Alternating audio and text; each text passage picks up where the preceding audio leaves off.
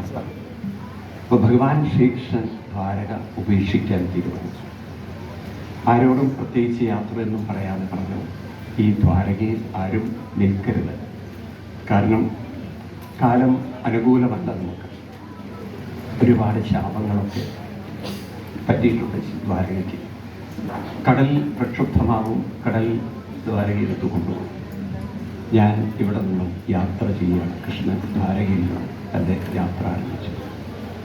കൃഷ്ണൻ പോയപ്പോഴാണ് കൃഷ്ണൻ്റെ എപ്പോഴും സ്വന്തത സഹചാരിയെ പിന്തുടർന്ന ഉദ്ധവൻ ആരാണ് മാനസികമായി തകർന്നു.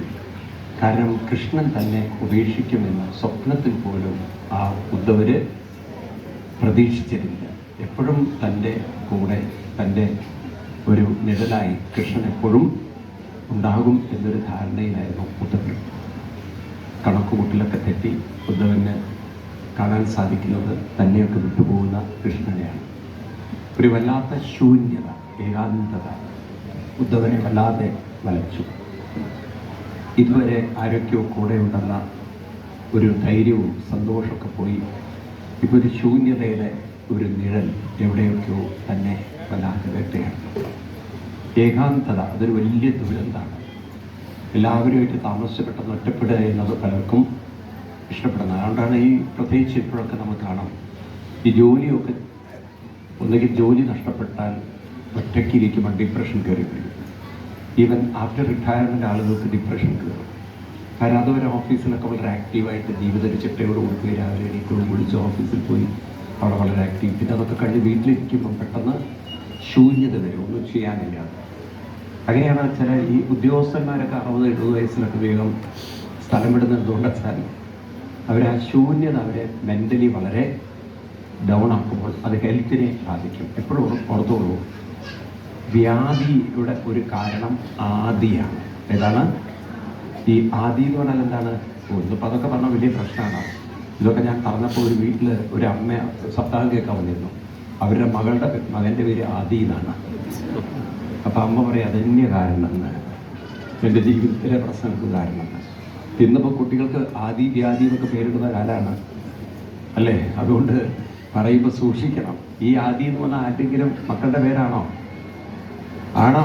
അല്ല. മനസ്സിലുണ്ടാകുന്ന കുറേ നെഗറ്റീവ് ചിന്തകളെയാണ് ഇത് പറയുക. എന്നാൽ ഈ ചിന്തകളൊന്നും കാണാൻ പറ്റില്ല. അതാ വലിയ ദുരന്തം. ഒരാൾ ഡിപ്രഷനിലാണെന്ന് അവർക്ക് അറിയില്ല. മനസ്സിൽ എന്താ നടക്കണമെന്നുള്ളത് പറഞ്ഞിട്ട് കാര്യമില്ല. കാരണം ഇത് കാണില്ല. നമ്മളെപ്പോഴും പുറത്തുള്ളതേ കാണുള്ളൂ. കഠോപനിഷത്ത് എന്നൊരു ഉപനിഷത്തുണ്ട്. ഏതുപനിഷത്ത്? ഈ ഉപനിഷത്ത് ഏറ്റവും കൂടുതൽ സ്നേഹിച്ച ആളായിരുന്നു സ്വാമി വിവേകാനന്ദൻ. സ്വാമി വിവേകാനന്ദൻ്റെ ഏറ്റവും ഫേമസ് ആയിട്ടുള്ള ഒരു മന്ത്രമുണ്ട്. ആർക്കെങ്കിലും പറയാൻ പറ്റുമോ?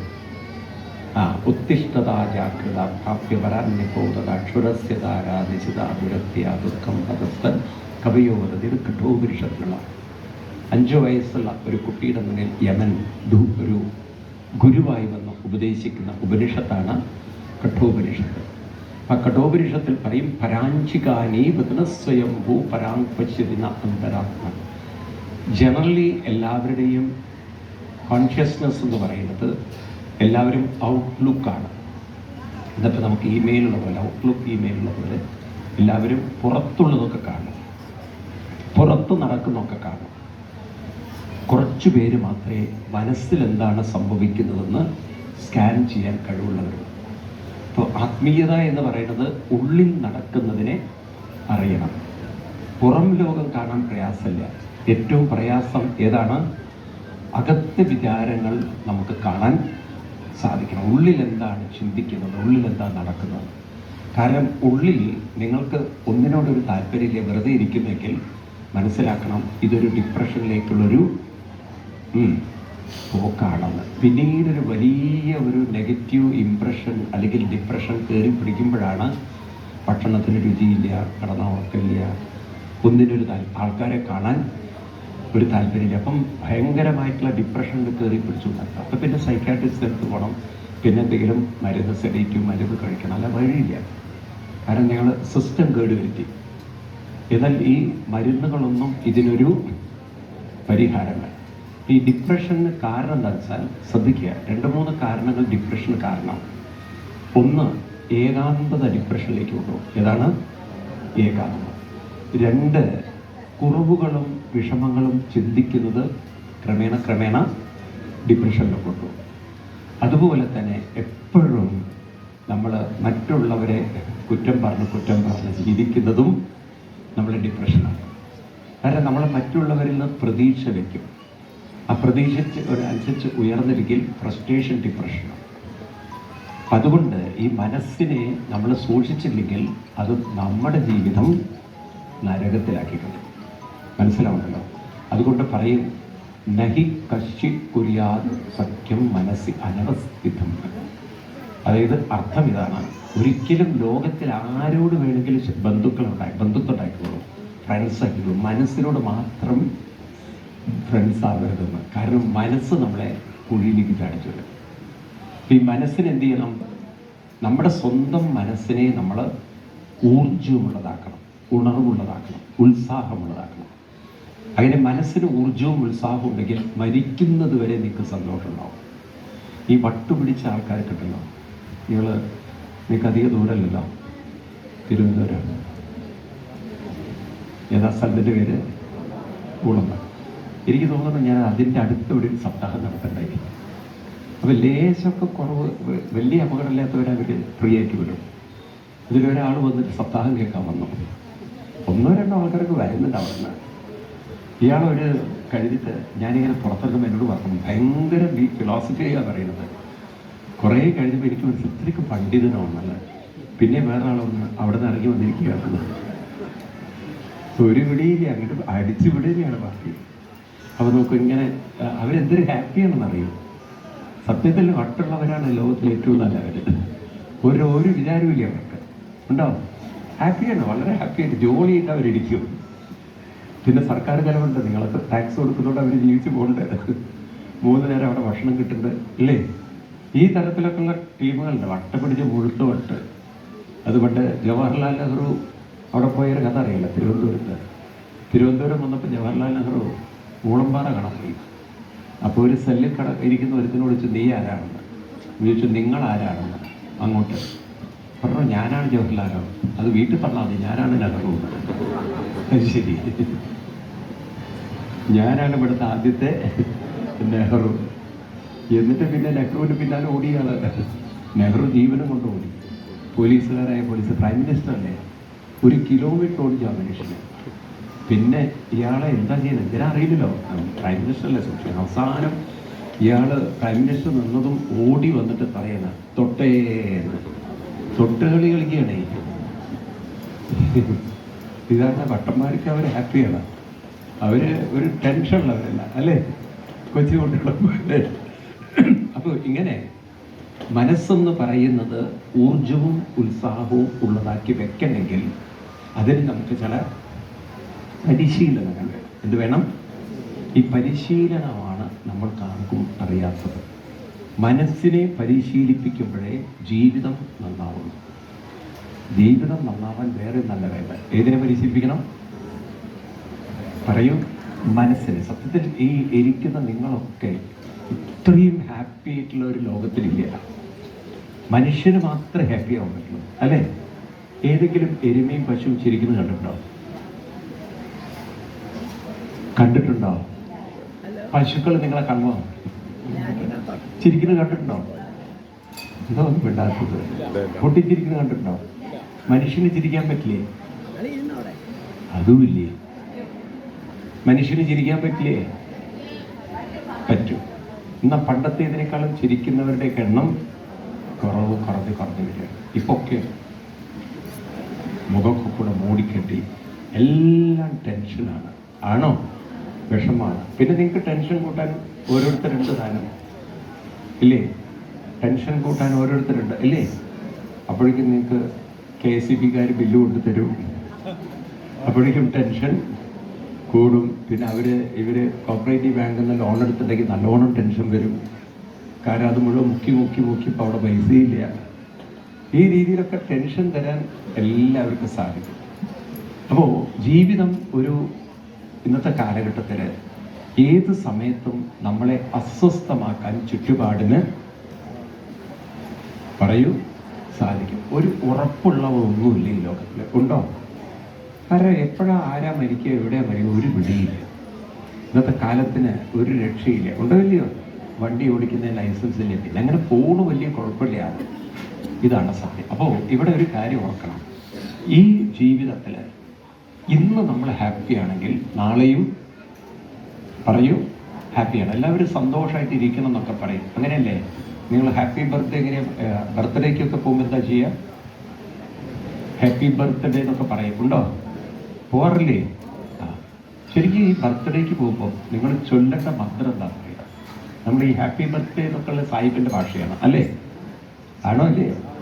എല്ലാവരും ചൊല്ലേണ്ട ഒരു മന്ത്രമുണ്ട്, എല്ലാവർക്കും അറിയാം. ശങ്കരായ ശങ്കരായ മംഗളം. ഈ ശങ്കര എന്നുള്ളത് സത്യത്തിൽ ഈ പാട്ട് പാടിയ ഒരു കുഴപ്പത്തിലാക്കിയതാണ്. ഇത് ശിവനെ കുറിച്ച് മാത്രമല്ല, ശംകര. ശം എന്ന് പറഞ്ഞാൽ ശം കരോതി ഇത് ശങ്കര. അതായത് സന്തോഷം, ശാന്തി, സമാധാനം, സ്വസ്ഥത എന്നൊക്കെയാണ് ശം എന്ന വാക്കിന് അർത്ഥം. ശം കരോതി, ശം കൊടുക്കുന്നവൻ.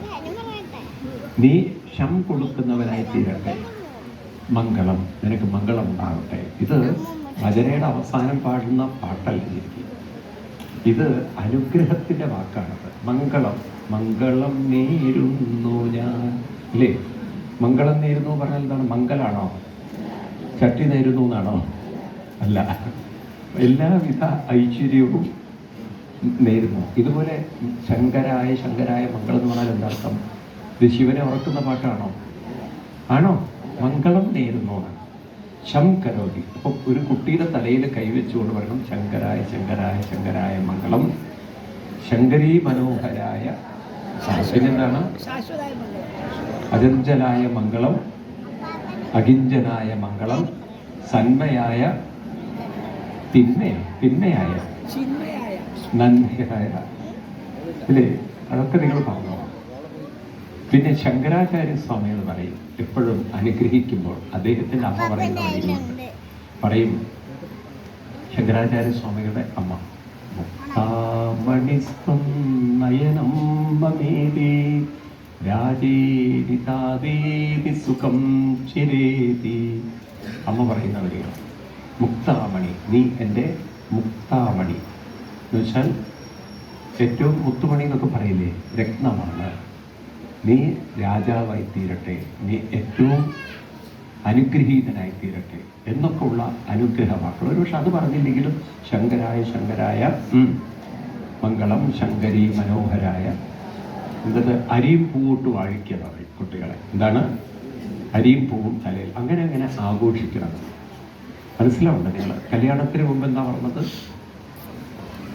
കല്യാണത്തിന് മുമ്പ് 7 പ്രാവശ്യം, 12 7 പ്രാവശ്യം ഏത് ചൊല്ലണം? യാ ദേവി സർവഭൂതേഷു മാതൃരൂപേണ സംസ്ഥിത നമസ്തസ്യേ നമസ്തസ്യേ നമസ്തസ്യേ നമോ നമഃ. യാ ദേവി സർവഭൂതേഷു ശക്തിരൂപേണ സംസ്ഥിത, പിന്നെ ലക്ഷ്മീ രൂപേണ സംസ്ഥിത, മനസ്സിലായില്ലേ? വിദ്യാരൂപേണ, ജ്ഞാനരൂപേണ, ദയാരൂപേണ, ഇങ്ങനെയൊക്കെ അനുഗ്രഹിക്കണം. ശ്രദ്ധാരൂപേണ, ഇങ്ങനെയൊക്കെ പറഞ്ഞ് ആ പെൺകുട്ടിയുടെയും പയ്യൻ്റെയും തലയിലൊക്കെ ഇതേപോലെ അരിയും പൂവുണ്ട്. അതാണ് നമ്മുടെ ഒരു സംസ്കാരം. അരിയും പൂട്ട്. പൂജയ്ക്കൊക്കെ കണ്ടില്ല നിങ്ങൾ? അരിയും, പണ്ടൊക്കെ പറയുക രാജാവിനെ അരിയും പൂട്ട് വാഴിച്ചു. എന്താ പറയുക? ഈ ഉണക്കല്ലരി ഇല്ലേ, പച്ചരി അല്ല, ഏതാണ്? ഉണക്കല്ലരി. അതിനെന്താ പറയുക ഇവിടെ? ഉണക്കല്ലരി എന്നല്ലേ? അരിയും പൂട്ട് വാഴിക്കുക എന്ന് പറയും. എന്താ പറയുക? ഇതൊക്കെ ശീലിക്കണം. മരിച്ച വീട്ടിൽ പോയിട്ട് എന്താ ചെയ്യുക? അപ്പൊ ത്രംബകം യജാമഹേ സുഗന്ധിം പുഷ്ടിവർദ്ധനം, ഇതൊക്കെ നമ്മൾ കുട്ടികളെ പഠിപ്പിക്കണം. ഒരു മരിച്ച വീട്ടിൽ പോയിട്ട് വായും വിളിച്ച് അയ്യോ കഷ്ടം ആള് ചത്തുപോയില്ലേ എന്ന് ഒരു ഇത് നോക്കിയിട്ട് വരികയല്ല. ബോഡി വെറുതെ നോക്കല്ല, ബോഡിയെ നോക്കിക്കൊണ്ട് ഓം ത്രംബകം. അറിയോ നിങ്ങൾക്ക്? അറിയാത്തവർ കൈപോക്ക. ഇതൊന്നും അറിയാത്തവര് കുറേ പേര് നോക്കുക, ഒരു വിവരമില്ലാത്തവരാണ്. ഇതൊക്കെ നമ്മൾ പഠിക്കണം. നമ്മുടെ കൾച്ചർ നമ്മൾ കൊണ്ടു നടക്കണം. വേണ്ടേ? വേണ്ടേ? ഇത് നമ്മുടെ തലമുറകളിലേക്ക് പാസ് ചെയ്യണം. അപ്പോഴാണ് അവർക്കും ഒരു ബോഡിയുടെ അടുത്തെത്തുമ്പോൾ ഊർവാരുകമിവ ബന്ധനാർ മൃത്യോ വൃക്ഷീയമാണ്. എപ്രകാരം അർത്ഥം അറിയോ നിങ്ങൾക്ക്? ഊർവാരുകം ഇവ. ഊർവാരു എന്ന് പറഞ്ഞാൽ ഒരു തരം കുമ്പളങ്ങയല്ല, ഒരു തരം ഇതൊരു തരം വെള്ളരിക്ക പോലെ സാധനമാണ്. കുമ്പളമല്ല, വെള്ളരിക്കല്ല. ചില വെള്ളരിക്ക നമുക്ക് വേണേൽ നെയ് വെള്ളരിക്ക എന്ന് പറയാം. എന്താണ്? ഹിമാലയത്തിലൊരു പ്രത്യേക തരം ഒരു ഒരു ഒരു എന്താ കായുണ്ട്, അതിനെയാണ് ഊർവാരു എന്ന് പറയുന്നത്. ഇവിടെ നമ്മുടെ ഇവിടെ ഇല്ലത്. ഇതിൻ്റെ പ്രത്യേകത വെച്ചാൽ ആ ഊർവാരു നല്ലവണ്ണം മൂത്ത് കഴിഞ്ഞാൽ ആ ഒരു പഴമുണ്ടല്ലോ, അല്ലെങ്കിൽ നമ്മൾ ഏതുപോലെയെന്ന് വെച്ച് കഴിഞ്ഞാൽ ചെറിയ കുമ്പളം ഉണ്ടല്ലോ, ചെറിയ ഒരു നമ്മുടെ വിഷക്കണി കണിക്ക് വയ്ക്കുന്ന വെള്ളരിയില്ലേ, അതിനേക്കാൾ ചെറിയ സാധനം. ഇത് പൊട്ടുട്ടി ഒറ്റ പൊട്ട്. അപ്പം അതിൻ്റെ വിത്ത് പുറത്തേക്ക് തെറിക്കും. ചില അങ്ങനെയുള്ള ഫ്രൂട്ട്സുകളുണ്ട്. നമ്മുടെ ഈ പണ്ട് കാലത്ത് പഞ്ഞി നല്ലവണ്ണം മൂത്ത് കഴിഞ്ഞാൽ ടിപ്പ് എന്ന് പറഞ്ഞാൽ പൊട്ടിയിട്ട് അതിൻ്റെ ഉള്ളിലെ പഞ്ഞി പുറത്തേക്ക്, കുരുവൊക്കെ പുറത്തേക്ക്. പിന്നെ നിങ്ങൾ നോക്കും പറമ്പിലൊക്കെ അതിങ്ങനെ മുളച്ച് കിടക്കണം, ഉണ്ടാവില്ലേ? ഇതുപോലെ ചില സാധനങ്ങളുണ്ട്. ചില സാധനങ്ങൾ അതിൻ്റെ വിത്ത് പൊട്ടിയിട്ട്, അതിൻ്റെ കായ പൊട്ടിയിട്ട് വിത്ത് പുറത്തേക്ക് തിരിച്ചുണ്ട്. കണ്ടിട്ടുണ്ടോ? അല്ലേ, ഈ കാറ്റാടി എന്ന് പറയുന്ന സാധനം ഉണ്ടല്ലോ, അപ്പൂപ്പന്താടി അല്ലേ, അപ്പൂപ്പന്താടി, അത് വിത്താണ്. അതിൻ്റെ അടിയിൽ വിത്താണ് അല്ലേ, ചെറിയൊരു വിത്തുണ്ടായിരുന്നു. ഇതുപോലെ ഈ ശരീരത്തിൽ നിന്നും മനസ്സാകുന്ന വിത്ത് ഊർവാരുകം ഇവ. ഊർവാരുവിനെ പോലെ ഈ ശരീരമാകുന്ന ഈ കായയിൽ നിന്നും, ശരീരമാണ് കായ, ഇതിൽ നിന്നും വിത്താകുന്ന മനസ്സ്, ഇതിൽ നിന്നും പ്രാണൻ ഈ വിത്താകുന്ന മനസ്സിനെ എന്ത് ചെയ്തു? വേർപിരിച്ചു. അതിന് അമൃതം, അത് അമൃതമാണ്, മരണമില്ല അതിന്. ഏതിന്? ആ മനസ്സിന്. ഇനി അതെന്ത് ചെയ്യും? മറ്റൊരു ശരീരത്തെ ഊർവാരുകമിവ ബന്ധനാൽ മുക്ഷീയം മാ അമൃത. അമൃതത്തിൽ നിന്ന് പോയിട്ടില്ല, മരണത്തിൽ നിന്ന്, മരിക്കുന്ന ഒരു ശരീരത്തിൽ നിന്നും അത് വേർപെട്ടു പോയി. അത് അമൃതമാണ്. അമൃതം എന്ന് പറഞ്ഞാൽ മരണമില്ലാത്തൊരു മനസ്സ് മരണമുള്ളൊരു ശരീരത്തിൽ നിന്നും, അവർക്ക് പറയൂ, വേർപെട്ടു. നമുക്ക് എന്തൊരർത്ഥത്തിലായിരുന്നു.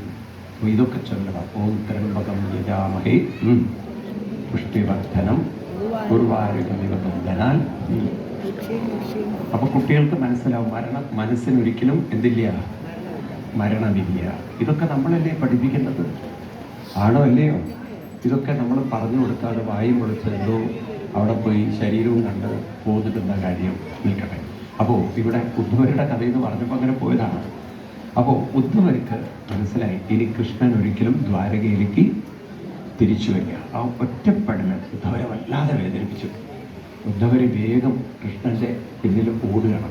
അപ്പോൾ ഈ ദ്വാരക എന്ന് പറഞ്ഞാൽ അതിന് പേട്ട് ദ്വാരക എന്നൊക്കെ പറയും. നിങ്ങൾക്കൊരു ഐഡിയ വേണം. ഒരു ഐലൻഡാണ് ദ്വാരക. തോണിയെടുത്തിട്ട് വേണം നമ്മുടെ ഇന്ത്യയുടെ മെയിൻ ലാൻഡിലേക്ക് വരാൻ. നമ്മൾ ലക്ഷദ്വീപൊക്കെ കിട്ടില്ല. നിങ്ങൾ ലക്ഷദ്വീപ് കേരളമാണ്, കേരളത്തിൻ്റെ ഒരു ഭാഗമാണ്. പക്ഷെ കേരളം എന്ന് പറയുമ്പോൾ ഇങ്ങോട്ട് കരയിലേക്ക് വരാൻ നമ്മൾ കപ്പലിലൊക്കെ വരണം. എന്നതുപോലെ ഈ ബേട്വാരയിൽ നിന്നും ഇങ്ങോട്ട് വരാൻ, ഇങ്ങോട്ടെന്ന് പറഞ്ഞാൽ ഇങ്ങോട്ട് അങ്ങനെയൊക്കെ പറഞ്ഞാൽ മനസ്സിലാവും. നിങ്ങൾക്ക് ഒരു പിടിയില്ല. നിങ്ങൾക്ക് പിടിയില്ലല്ലോ? പിടിയുണ്ടോ? ഒരു ചെറിയ ഐലൻഡിൽ നിന്ന് മെയിൻലാൻഡിലേക്ക് വരാൻ ബോട്ട് വേണ്ടേ? എന്നതുപോലെ ബുദ്ധവര് ഒരു തോണിയൊക്കെ പിടിച്ച് ഇവിടെ എത്തി. അപ്പം ഭഗവാനാണെങ്കിൽ ഇക്കരെ കയറി പ്രഭാസത്തീരെന്ന് പറയും, അങ്ങനെ നടക്കുക. എങ്ങോട്ടാവുന്നില്ല, ഭഗവാൻ അങ്ങനെ നടക്കുകയാണ്. ആ പ്രഭാസത്തിലൂടെ അപ്പോഴേക്കും ഭഗവാന്റെ കുട്ടികളൊക്കെ അവിടെ നിന്ന് തോണി എല്ലാവരും എടുത്ത് പുറപ്പെട്ടു. കാരണം ഇനി അധികം ദ്വാരക ഉണ്ടാവില്ല, കടലെടുത്ത് കൊണ്ടുപോകും. എല്ലാവരും പോരുകയാണ്. ഉദ്ധവർ നോക്കുകൊണ്ട് കൃഷ്ണൻ അങ്ങനെ ആരോടൊന്നുമില്ലാതെ പോകണം.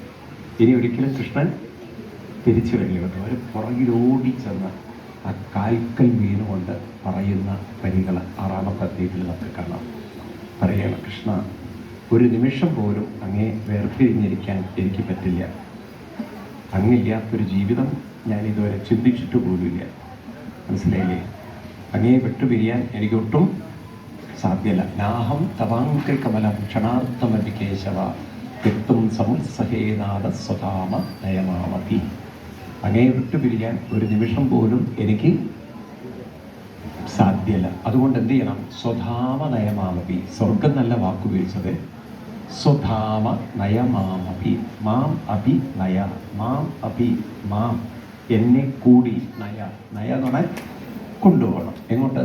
സ്വധാമം. അങ്ങയുടെ ധാമത്തിലേക്ക് എന്നെയും കൂടെ. സ്വർഗം എന്നുള്ളൊരു വാക്കുണ്ടോ? ഉണ്ടോ?